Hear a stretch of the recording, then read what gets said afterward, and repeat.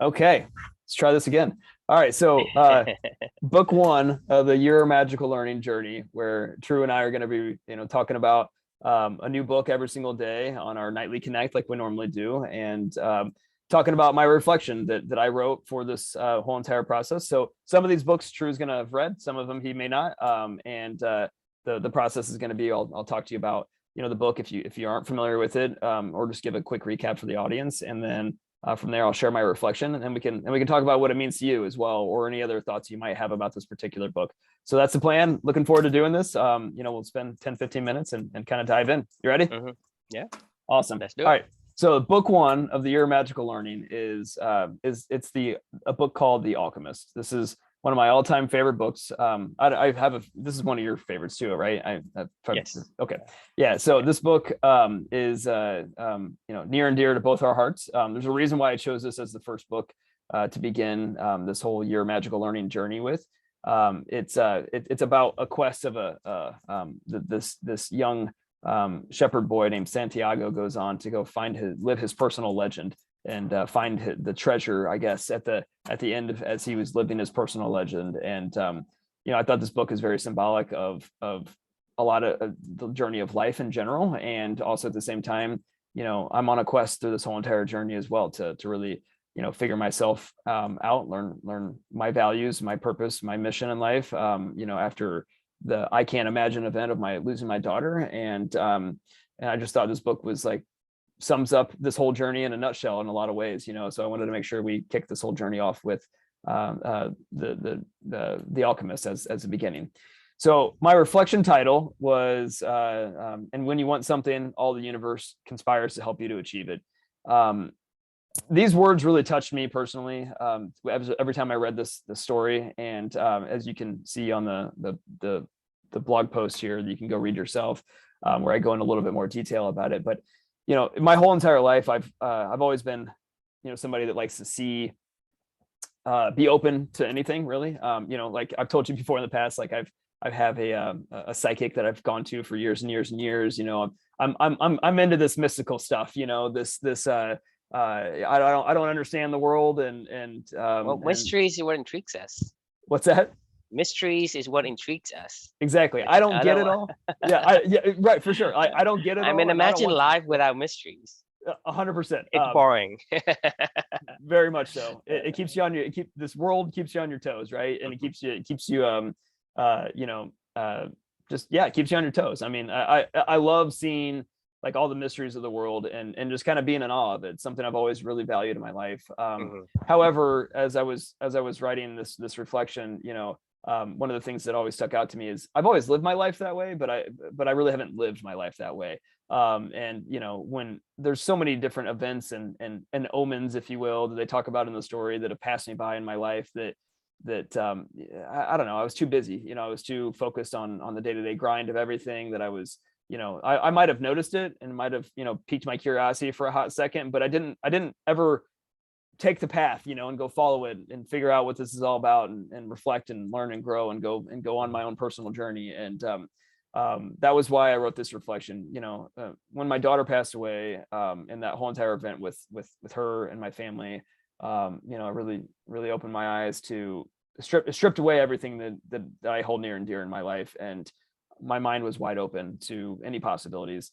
I really feel like I've followed the omens over the past couple of years of my life with my daughter guiding the way, and a lot of those omens have led me on this journey to write this Year of Magical Learning, or to write the book that I wrote for her, to honor her and to tell the world about her story, and to start and to find you, and to start multiple businesses with you, and to be open to like pivoting on stuff and not be taking life too seriously, and just as they say in the book, one of my favorite stories was about the guy that goes to the world's smartest man in the world, and he sends his son. I'm paraphrasing the story, but and he's like, he goes, hey, go find out what this world's all about, kind of thing. And he goes to the wisest man in the world, and he has a really long line of people in his castle that was waiting to talk to him to learn all the lessons.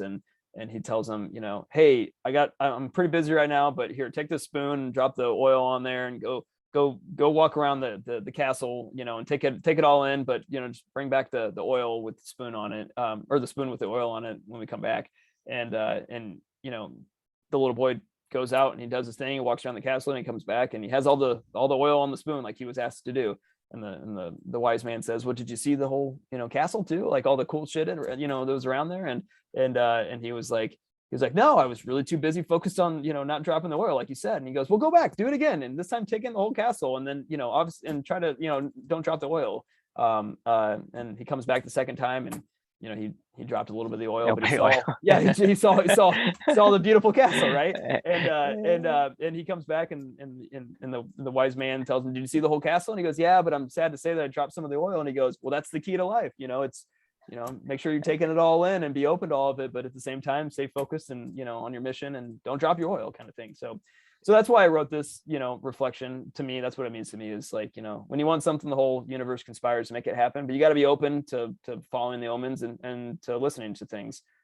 So my question for you is, and for anybody that's reading this, is what omens have you been missing in your own life? And something to think about and ponder. But I'll turn it over to you. What are your thoughts? Well, I don't think omens are missing. I mean, omens are always there. It's just that you don't see it. Because when you walk around that castle, that palace, right, you don't see all the beautiful things. When that boy was looking at the oil and the spoon and trying not to drop it, right, was the palace not majestic? It was majestic. He didn't see it. So to me, omens are always there. Yeah, it's like when you see when you have a red car, right, you see a lot of red cars around you because you see what you want to see. Yeah. And to me, we have to find the things we want to see. And looking at the omens. Omens are just, for us, just signs. And essentially for me, omen is like when they say, when you want something, the universe conspire to help you achieve it. Essentially, that's what it means to me, is that all the signs are there. We just have to look at it. We have to open our eyes and not be too narrow-minded to look at the spoon of oil, too narrow-minded to think about our own problems and what we gotta do and what people think of us and all that.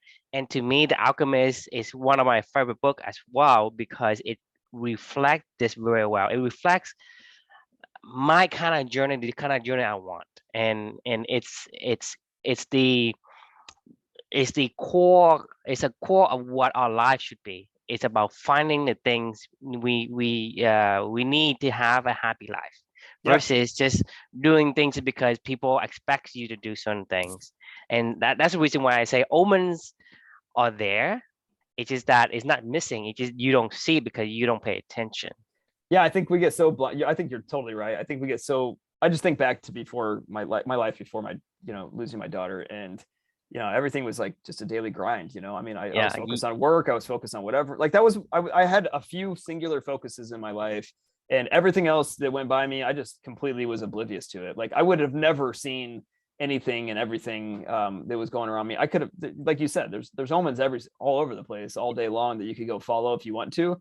But I think this whole journey for me has just opened my eyes to seeing the world completely different, and to being, kind of having that beginner's mind a little bit, if you will, of never, you don't know anything, kind of, like be open to everything, and be open to, taking the time to reflect while you're walking through, a walk around the park near you, or I don't know, on family time with friends, or even when you're in your job and you're, on your day-to-day grind, like, the life of, one of your coworkers, and understanding what they're going through. And like, I don't think you and I would have ever found each other if you and I both weren't following the omens, and you and I both weren't on that same kind of, trajectory of our life. Exactly. I completely agree with that. Just because, we completely isolate ourselves with whatever that we think we want, and sometimes we put ourselves through the salt mine to the grind. That's what people used to say, back to the salt mine, and the point is, what's point of life if you continue to grind day in and day out until the day when you can't work anymore, and they say, hey, congratulations, you get to retire because you're no longer useful. Right. And then at that time, it's too late. It's too late to look at the sign, look at the omens. And so we have to, be open to see signs. And like you say, uh if you don't start looking for other things and other things in your life besides just your career, your work, and your current life, you would never have met me, Right. because we're not looking at different things. So that's, to me, is in essence for us as the story. I don't want to give away the ending of the story for the people who's Yeah. watching. Right. But a lot of things that we value in life, we probably already have it, we just don't see it. Right. And so the book is, in a way, kind of give us that perspective. There's certain things you take things for granted, and there's Right. certain things that is already there. You just need to look and see, right? And that's, to me, as a reflection on what this book means to me, without kind of giving away the ending for and be spoil the ending for the users and the listeners. For sure. I couldn't agree more. It's all about the journey. It's all about being open to listening to things as you're on that journey, and keeping your mind open, having that beginner's mind at all times.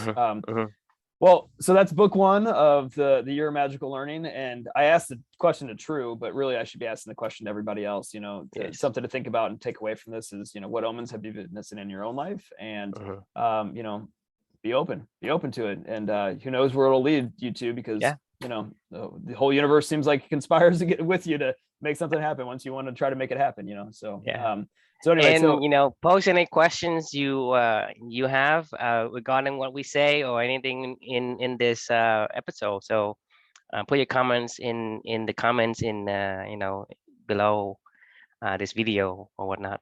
Yep, and we'll drop the link for the actual blog post as well if you want to actually read through this yourself. But thanks for joining us, and we will see you all tomorrow for the next for book two. Yeah, for book two. Yeah. All right. See ya. Sounds good.